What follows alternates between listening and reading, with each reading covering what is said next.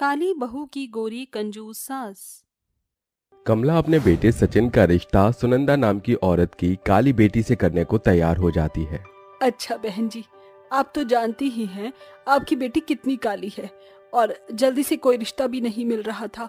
पंडित जी ने बताया मुझे, तो आप थोड़ा दहेज वगैरह क्यों नहीं दे देती हैं, जिससे आपकी बेटी खुशी खुशी हमारे घर रहे। आप कहती हैं तो मैं दहेज का इंतजाम कर दूंगी, बस मेरी बेटी खुश रहे, मुझे और कुछ नहीं चाहिए। बेटा, तुम्हें पसंद तो है ना मेरी बेटी, कोई दबाव तो नहीं है ना? आप फिक्र मत कीजिए आंटी जी। मेरा मतलब माँ जी, मेरे दिल में काले गोरे को लेकर कोई भेदभाव नहीं है। मुझे आपकी बेटी बहुत पसंद है।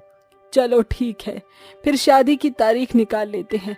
बच्चों की शादी में दिन ही कितने बाकी हैं। ऐसा कहकर दोनों पंडित जी से कहकर शादी की तारीख निकलवा लेती हैं, जिसके बाद कुछ ही दिनों में नताशा की सचिन से शादी हो जाती है। कमला उसका गृह प्रवेश करवाकर घर के अंदर लाती है। कुछ ही दिनों में नताशा घर की सारी जिम्मेदारी अच्छे से संभाल लेती है, पर गोरी सास यानी कि कमला बहुत कंजूस है, जो कि बहू जानती नहीं थी। ऐसे ही एक दिन चाय बनाने के लिए दूध खत्म हो जाता है, तो नताशा कमला से कहती है, माँ जी, दूध खत्म हो गया है, आप थोड़ा मंगवा दीजिए ताकि मैं चाय बना लूँ। पापा जी और उन्हीं समय पर चाय देनी है, वो ऑफिस के लिए लेट हो रहे हैं। ओहो, ये दूध कैसे खत्म हो गया? जरा मुझे दूध दिखा कितना है। ओहो, आधा गिलास है ना, इसमें 2 गिलास पानी डाल दे और ज्यादा दूध वाला पानी हो जाएगा तो चाय अपने आप बन जाएगी। पर माँ जी, इससे तो चाय बहुत खराब बनेगी। अरे कुछ खराब नहीं बनेगी, ऐसा मैं अक्सर करती हूँ, तू भी चाय बना दे। और हाँ, रात का आटा रखा है, सबको उसी से ही रोटी खिला देना, वेस्ट नहीं होना चाहिए। पर माँ जी, सचिन जी तो रात के आटे की बनी रोटी खाते ही नहीं हैं, उनकी तबीयत खराब हो जाती है। मैं ये आटा गाय को खिला दूंगी और दूसरा आटा गूंथ लेती हूँ। ओ काली बहू, जितना बोल दिया उतना कर। मैं रात का आटा बर्बाद नहीं होने दूंगी, सब उसी की रोटी खाएंगे। जी माँ जी। ये माँ जी कितनी कंजूस है, चाय भी खराब सी बनवा रही हैं। भला चाय में इतना पानी कौन डालता है? ऐसा कहकर वो पानी वाली चाय बनाकर अपने ससुर जगदीश और पति को देती है, जिसे पीकर वो कहते हैं, बहू, तेरी सास ने तुझसे चाय में ज्यादा पानी डलवाया है ना। ओहो, कितनी अजीब सी चाय है, मैं तो पी नहीं पाया। पिताजी, आपने बिल्कुल ठीक कहा, ये कंजूसी माँ ने ही की है। पर ससुर जी, आप दोनों को कैसे पता चला? मैंने तो कुछ बोला भी नहीं, मुझे लग ही रहा था कि चाय खराब बनेगी। वो इसलिए बहू, क्योंकि हम तेरी सास की आदत जानते हैं और तू ऐसा करेगी नहीं, ये भी हम जानते हैं। नताशा, तुम जानती नहीं हो, माँ बहुत कंजूस है। अच्छा, इसीलिए माँ जी रात के आटे की रोटियां बनवा रही हैं। मैंने तो बोला आपकी तबीयत खराब हो जाती है उससे, पर माँ जी ने सुना ही नहीं। क्या? रात के आटे की रोटी? नहीं नहीं, उससे अच्छा मैं खाली पेट रहूं। मैं तो चाय पीकर जा रहा हूँ, क्योंकि माँ को झूठ लगता है कि मेरी तबीयत खराब हो जाती है। बहू, मैं बाहर टहलने जा रहा हूँ, मुझे वो खाना नहीं खाना। तू तो मुझे कुछ फल वगैरह ला दे। जी पापा जी। ऐसा कहकर दोनों घर से बाहर चले जाते हैं। कुछ देर बाद कमला बाथरूम में जाती है तो साबुन के छोटे छोटे टुकड़े देखकर कहती है, ओहो, ये लोग कैसे छोटा छोटा साबुन बर्बाद कर देते हैं, लेकिन मैं ऐसा होने नहीं दूंगी, अभी इंतजाम करती हूँ। ऐसा कहकर कमला छोटे साबुन के टुकड़ों को आपस में हाथ से दबाकर जोड़ देती है, जिससे वो साबुन लगाने लायक बन जाता है। अगले दिन जब जगदीश बाथरूम में नहाता है तो वो साबुन फिर से कई हिस्सों में हो जाता है और जगदीश कहता है, हे भगवान, मेरी पत्नी को थोड़ी आप सद्बुद्धि दीजिए, इतनी कंजूस क्यों है वो? नहाने के साबुन के साथ भी ऐसा कर रही है और हमारे खान पान के साथ भी। लगता है खुद तो कंजूसी में रहेगी और हमें भी ऐसे ही रखेगी, जबकि पैसे की कोई कमी नहीं है। नहाने के बाद जगदीश साबुन वाली बात कमला को बताता है तो वो बोलती है, अजी, आप तो ऐसे कह रहे हैं जैसे मैंने कोई क्राइम कर दिया। अरे एक तो मैं आपके पैसे बचा रही हूँ, मैं ऐसा इसलिए कर रही हूँ क्योंकि कुछ दिन में वो भी टुकड़ों में आ जाएगा। उससे अच्छा है पुराने साबुन को अच्छे से खत्म कर लो। तुमसे बहस करना मेरे बस की नहीं है, कंजूसी छोड़ दो, कहीं आगे जाकर भुगतना न पड़े।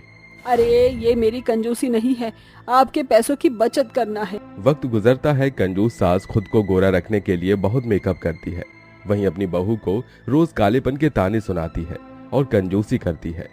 कभी बचे हुए टूथपेस्ट को इस्तेमाल करती है तो कभी पुराने कपड़ों का पोछा बना देती है। इन सब से काली बहू परेशान हो जाती है। एक दिन सबको किसी शादी में जाना था तो सास बहू कंजूसी के साथ टेलर मास्टर को कहती है, बहू, मास्टर जी को अपना नाप दे देना। और हाँ मास्टर जी, ये कपड़ा ठीक है ना? इससे बहू के लिए एक सुंदर सी साड़ी बना दो और लेस वगैरह लगा देना। अरे आप इतने छोटे छोटे टुकड़े क्यों लाई हैं साड़ी के? इसे जोड़कर साड़ी अच्छी नहीं बनेगी और कपड़ा भी गला हुआ है। आप नई साड़ी ले लीजिए। हाँ माँ जी, ले लीजिए। अरे नहीं नहीं मास्टर जी, इसी में काम चल जाएगा। वैसे भी बहू को एक दिन ही तो पहनना है, आप बना दीजिए। ऐसा कहकर टेलर मास्टर उसी कपड़े की साड़ी बनाकर तैयार कर देता है, जिसे अगले दिन बहू इवेंट में पहनकर जाती है।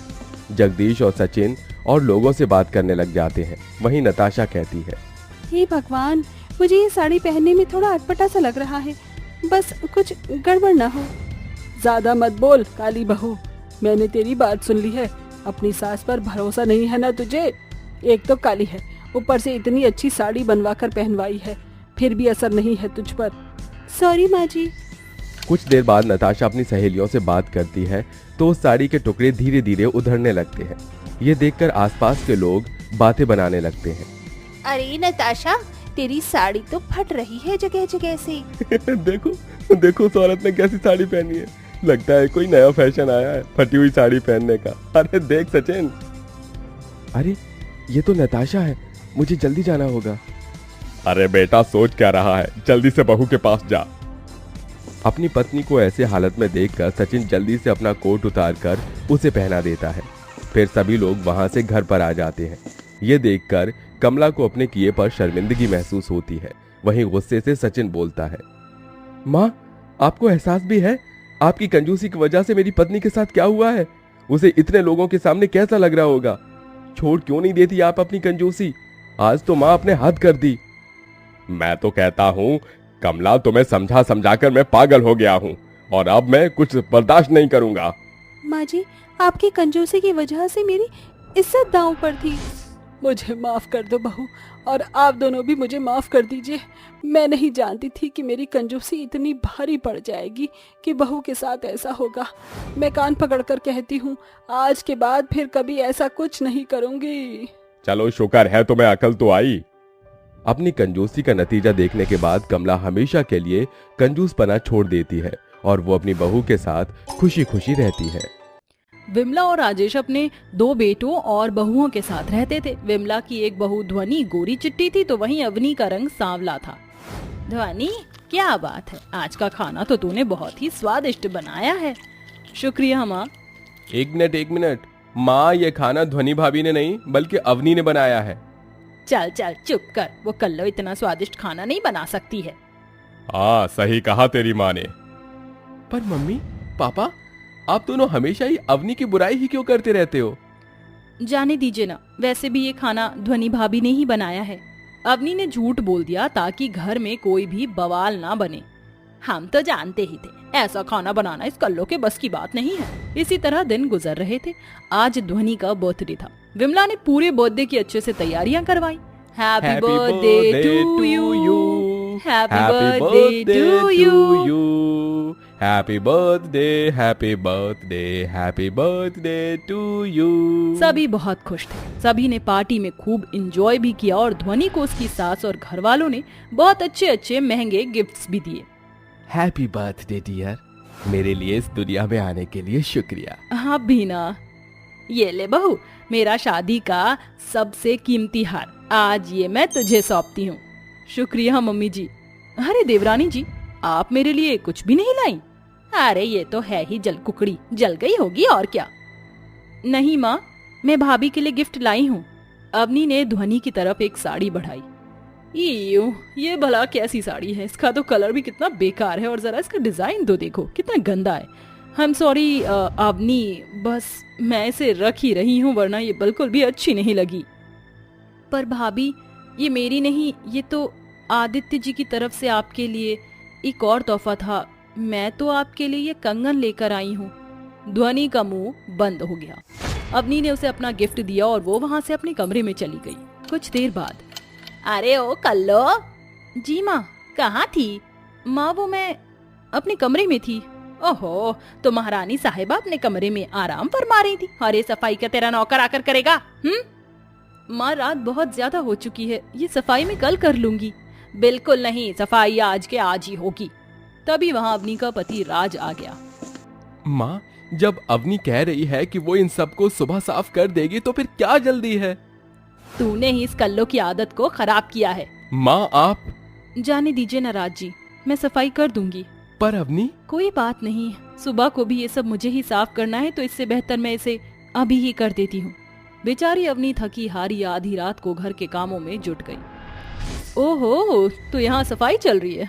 हाँ, अच्छे से करना, इस फर्श को बिल्कुल मेरी तरह ही चमका देना, मुझे तो बहुत नींद आ रही है। हाँ।